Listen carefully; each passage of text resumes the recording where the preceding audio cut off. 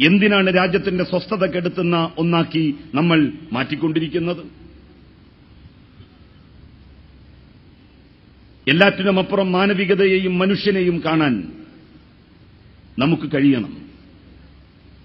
യോഗ്യതയുള്ളവരുടെ മതം ഈ നാട്ടിൽ ഒരിക്കലും ആരും ചോദിച്ചിട്ടില്ല. യോഗ്യതയുണ്ടോ അവന്റെ ജാതിയും മതവും നോക്കാതെ ഈ നാട് അവരെ അംഗീകരിച്ചിട്ടുണ്ട്. ഞാൻ ഓർക്കുകയാണ്, കേരള സർവകലാശാല രൂപം കൊണ്ട സന്ദർഭത്തിൽ ആരെയാണ് അതിന്റെ വൈസ് ചാൻസലർ ആക്കേണ്ടത് എന്നുള്ളതിനെ സംബന്ധിച്ച ചർച്ച വന്നു. EMS ആയിരുന്നു അന്ന് മുഖ്യമന്ത്രി. ആരെയാണ് വൈസ് ചാൻസലർ ആക്കേണ്ടത് കേരള യൂണിവേഴ്സിറ്റിയുടെ? ജോൺ മത്തായി എന്ന് പറയുന്ന പ്രഗത്ഭനായിട്ടുള്ള സാമ്പത്തിക വിദഗ്ധനെ, അക്കാഡമിക് യോഗ്യതയുള്ളയാളെ ആ സർവകലാശാലയുടെ വൈസ് ചാൻസലറാക്കാൻ ആദ്യത്തെ പ്രഥമ കേരളത്തിലെ ഗവൺമെന്റ് തീരുമാനിക്കുകയാണ്. പ്രൊഫസർ ജോസഫ് മുണ്ടശ്ശേരിയാണ് അന്ന് വിദ്യാഭ്യാസ വകുപ്പ് മന്ത്രി. ജോൺ മത്തായി നെഹ്റുവിന്റെ മന്ത്രിസഭയിലെ ധനകാര്യ വകുപ്പ് കൈകാര്യം ചെയ്തിരുന്ന മന്ത്രിയായിരുന്നു. നെഹ്റുവിനെ പലപ്പോഴും ജോൺ മത്തായി വിമർശിച്ചു. എന്തിന്റെ പേരിൽ? നെഹ്റുവിന്റെ സോഷ്യലിസ്റ്റ് ആഭിമുഖ്യത്തിന്റെ പേരിൽ, റഷ്യൻ ആഭിമുഖ്യത്തിന്റെ പേരിൽ. ജോൺ മത്തായിയെയാണ് വൈസ് ചാൻസലറാക്കിയത്. ജോൺ മത്തായിയുടെ മതം, വിശ്വാസം അതൊന്നും ഒരു പരിഗണനാ വിഷയമേ ആയിരുന്നില്ല. രണ്ടാമത്തെ EMS മന്ത്രിസഭയിൽ CH മുഹമ്മദ് കോയ സാഹിബ് വിദ്യാഭ്യാസ വകുപ്പ് മന്ത്രിയായിരുന്നു. EMSഉം CHഉം ആലോചിച്ചു ആരെയാണ് കാലിക്കറ്റ് യൂണിവേഴ്സിറ്റിയുടെ വൈസ് ചാൻസലറാക്കേണ്ടത്. പ്രഗത്ഭനായിരുന്ന അക്കാഡമിഷ്യൻ മുഹമ്മദ് ഗനിയെ യൂണിവേഴ്സിറ്റിയുടെ വൈസ് ചാൻസലറായി ക്ഷണിച്ചു കൊണ്ടുവന്നു. അന്ന് അതിനെതിരെ ആദ്യം ശബ്ദമുയർത്തിയത് ഡോക്ടർ സുകുമാർ അഴീക്കോടാണ്. അഴീക്കോട് മാഷിന്റെ വിമർശനം അന്ന് അധികമൊന്നും ആരും ഏറ്റെടുത്തില്ല. ഗനിയുടെ ഒന്നാമത്തെ ടേം തീർന്നു. അദ്ദേഹം യാത്ര പറഞ്ഞ് പോകാൻ നിൽക്കുന്ന സന്ദർഭത്തിലാണ് അദ്ദേഹത്തെ വിമർശിച്ച ഡോക്ടർ സുകുമാർ അഴീക്കോട് രണ്ടാമതൊരു തവണ കൂടി വൈസ് ചാൻസലറുടെ കസേരയിലിരിക്കാൻ മുഹമ്മദ് ഗനിക്ക് അവസരം കൊടുക്കണം എന്ന് പറഞ്ഞത്. അങ്ങനെ മുഹമ്മദ് ഗനി കാലിക്കറ്റ് സർവകലാശാലയുടെ വൈസ് ചാൻസലറുടെ കസേരയിൽ രണ്ടാമതും ഉപവിഷ്ടനായി. CH മുഹമ്മദ് കോയ വിദ്യാഭ്യാസ മന്ത്രിയായിരുന്ന കാലത്താണ് തന്റെ മതം, തന്റെ വിശ്വാസം അതൊക്കെ അദ്ദേഹം പുലർത്തിയിരുന്നു. എന്നാൽ അതോടൊപ്പം യോഗ്യതയില്ലാത്തവരെ, ഈ നാട്ടിൽ പ്രശ്നങ്ങളുണ്ടാകുന്നതും വലിയ കോലാഹലങ്ങൾക്ക് വഴിവെക്കുന്നതും എന്തുകൊണ്ടാണ്? ഏതെങ്കിലും ഒരു മതസമുദായക്കാരെ ഏതെങ്കിലും ഒരു സ്ഥാനത്ത് അവരോധിക്കുന്നു എന്നുള്ളതുകൊണ്ടല്ല. തങ്ങൾക്ക് കീഴ്പ്പെടുന്നവർ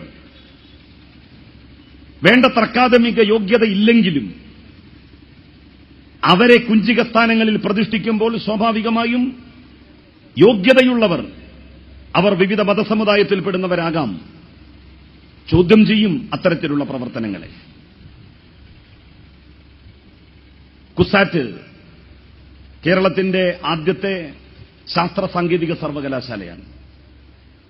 ആ ശാസ്ത്ര സാങ്കേതിക സർവകലാശാല ബില്ല് CH മുഹമ്മദ് കോയാണ് കേരളത്തിന്റെ അസംബ്ലിയിൽ അവതരിപ്പിക്കുന്നത്. കഴിഞ്ഞ നിയമസഭയിൽ ടെക്നോളജിക്കൽ യൂണിവേഴ്സിറ്റിയുടെ ബിൽ അവതരിപ്പിക്കുന്ന ചടങ്ങിൽ, ആ ബിൽ അവതരണ വേളയിൽ ചർച്ചയിൽ പങ്കെടുക്കാൻ എനിക്ക് അവസരം കിട്ടിയപ്പോൾ മുമ്പുള്ള വിദ്യാഭ്യാസ മന്ത്രിമാർ അവതരിപ്പിച്ച ബില്ലിനെക്കുറിച്ചുള്ള ചർച്ചകൾ ഞാൻ എന്തൊക്കെയാണെന്ന് പഠിക്കുകയുണ്ടായി. ആ സന്ദർഭത്തിലാണ് ഈ കാര്യം എന്റെ ശ്രദ്ധയിൽപ്പെട്ടത്. കുസാറ്റ് ശാസ്ത്ര സാങ്കേതിക സർവകലാശാല കൊച്ചിൻ ബിൽ അവതരിപ്പിച്ചു CH. കേരളത്തിന്റെ ആദ്യത്തെ വിദ്യാഭ്യാസ മന്ത്രിയായിരുന്ന പ്രൊഫസർ മുണ്ടശ്ശേരി ആ ചർച്ചയിൽ പങ്കെടുത്തു. അദ്ദേഹത്തിന്റെ എല്ലാ ഭേദഗതി നിർദ്ദേശങ്ങളും CH അംഗീകരിച്ചു. അവസാനം ബില്ലിന്റെ അവതരണം കഴിഞ്ഞ് CH നേരെ ജോസഫ് മുണ്ടശ്ശേരിയുടെ അടുത്ത് ചെന്ന് അദ്ദേഹത്തിന്റെ ചെവിയിൽ ചോദിച്ചു, ശാസ്ത്ര സാങ്കേതിക സർവകലാശാല കേരളത്തിൽ ആദ്യം രൂപം കൊള്ളുകയാണ്. കൊച്ചിൻ ശാസ്ത്ര സാങ്കേതിക സർവകലാശാലയുടെ വൈസ് ചാൻസലറാകാൻ അങ്ങേക്ക് കഴിയുമോ? അദ്ദേഹം പറഞ്ഞു, എനിക്ക് എന്റെ പാർട്ടിയോട് സമ്മതം ചോദിക്കണം. പ്രൊഫസർ മുണ്ടശ്ശേരിക്ക് കമ്മ്യൂണിസ്റ്റ് പാർട്ടി സമ്മതം കൊടുത്തു. അങ്ങനെയാണ് കേരളത്തിൽ ആദ്യം രൂപം കൊണ്ട ശാസ്ത്ര സാങ്കേതിക സർവകലാശാലയുടെ വൈസ് ചാൻസലറുടെ കസേരയിൽ കേരളത്തിന്റെ പ്രഥമ വിദ്യാഭ്യാസ വകുപ്പ് മന്ത്രി പ്രൊഫസർ മുണ്ടശ്ശേരി അവരോധിതനാകുന്നത്. വിശ്വാസവും മതവും അത് എല്ലാവർക്കുമുണ്ട്.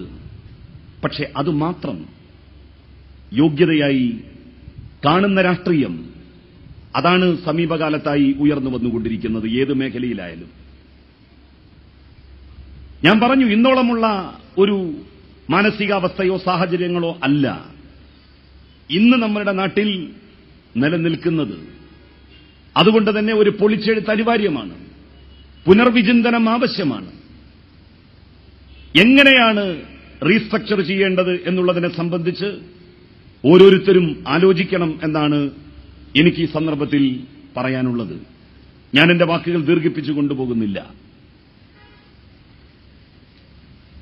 തന്റെ മതക്കാരെ, തന്റെ വിശ്വാസക്കാരെ, തന്റെ പാർട്ടിക്കാരെ അവർ ബന്ധപ്പെട്ട വിശ്വാസത്തിൽ, മതത്തിൽ, പാർട്ടിയിൽ വിശ്വസിക്കുന്നു എന്നുള്ളത് മാത്രം യോഗ്യതയാക്കി ഏതെങ്കിലും സ്ഥാനമാനങ്ങളിലേക്ക് കൊണ്ടുവരാൻ വേണ്ടി ശ്രമിച്ചാൽ സ്വാഭാവികമായും അത് നാട്ടിൽ വലിയ ഇടവെക്കും. ആത്യന്തികമായി അത് പ്രതികൂലമായി ബാധിക്കുക ഇന്ത്യയിലെ മതന്യൂനപക്ഷങ്ങളെയാകും എന്നുള്ള കാര്യം നിസ്സംശയം നമുക്ക് വർത്തമാന സാഹചര്യങ്ങളെ അപഗ്രഥനം ചെയ്ത് വിലയിരുത്താവുന്നതാണ്. എന്റെ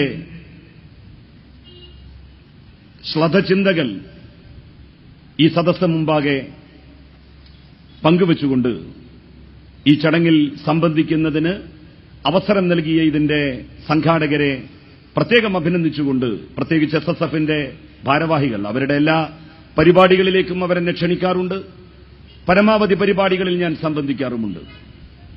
യോജിപ്പുകളും വിയോജിപ്പുകളും സ്വാഭാവികമാണ്. എല്ലാ കാര്യങ്ങളിലും എല്ലാവർക്കും ഒരേ വീക്ഷണമായിക്കൊള്ളണം എന്നില്ല. 4 മദ്ഹബുകൾ എന്തിന് ഇസ്ലാമിൽ തന്നെ ഉണ്ടായി എന്ന ചോദ്യത്തിന്റെ ഉത്തരമാണ് വ്യത്യസ്തങ്ങളായിട്ടുള്ള അഭിപ്രായങ്ങൾ ഉണ്ടാവുക എന്ന് പറയുന്നത്.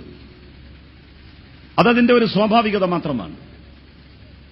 പക്ഷേ പരമാവധി സഹകരിച്ച് പ്രവർത്തിക്കുവാൻ എല്ലാ സംഘടനകളും മതവിഭാഗങ്ങളും വിശ്വാസ സംഹിതകളെ പുൽകുന്നവരും തയ്യാറാവണം. ഒരു നല്ല മുസ്ലിമായിക്കൊണ്ട് തന്നെ ഹിന്ദുമതത്തെ ബഹുമാനിക്കാൻ നമുക്ക് കഴിയണം. ഒരു നല്ല മുസ്ലിമായിക്കൊണ്ട് തന്നെ സഹോദര മതസ്ഥരെ ആദരിക്കുവാൻ നമുക്ക് കഴിയണം. അത് കഴിഞ്ഞിട്ടുണ്ട് കഴിഞ്ഞ കാലങ്ങളിൽ.